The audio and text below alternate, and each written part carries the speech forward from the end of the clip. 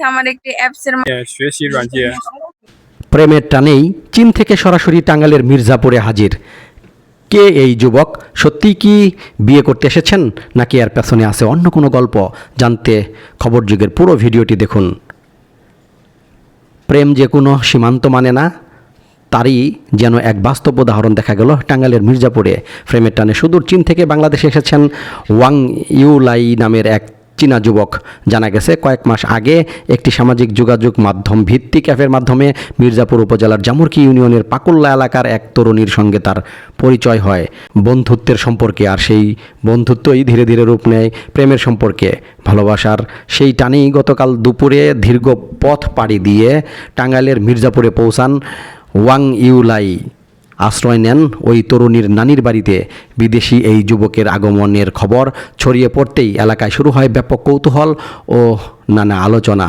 স্থানীয়দের দাবি, বর্তমানে ওয়াং ইউলাই কোনো ধর্মের অনুসরণ করেন না, তবে মুসলিম তরুণীকে বিয়ে করতে প্রয়োজন হলে ইসলাম ধর্ম গ্রহণের আগ্রহ প্রকাশ করেছেন এই চীনা যুবক।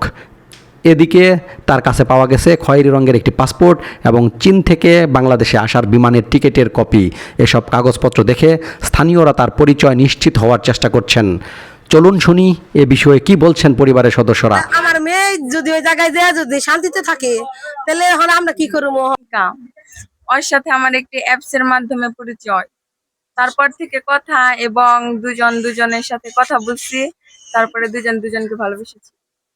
বিদেশি এক নাগরিকের প্রেমের টানে মির্জাপুরে আগমন এখন পুরো এলাকায় আলোচনার কেন্দ্রবিন্দুতে পরিণত হয়েছে। তবে বিয়ে, ধর্মান্তর কিংবা অন্যান্য বিষয়ে যে কোনো সিদ্ধান্ত আইনগত প্রক্রিয়া এবং দুই পরিবারের সম্মতির ভিত্তিতেই সম্পন্ন হবে বলে জানিয়েছেন স্থানীয়রা। সামাজিক যোগাযোগ মাধ্যমে শুরু হওয়া এই সম্পর্ক কি শেষ পর্যন্ত বিয়ের বন্ধনে আবদ্ধ হবে? চীনের যুবক আর বাংলাদেশের তরুণীর ভালোবাসার গল্প কী পাবে নতুন পরিণতি? সেই উত্তর জানার অপেক্ষায় এখন মির্জাপুরবাসী।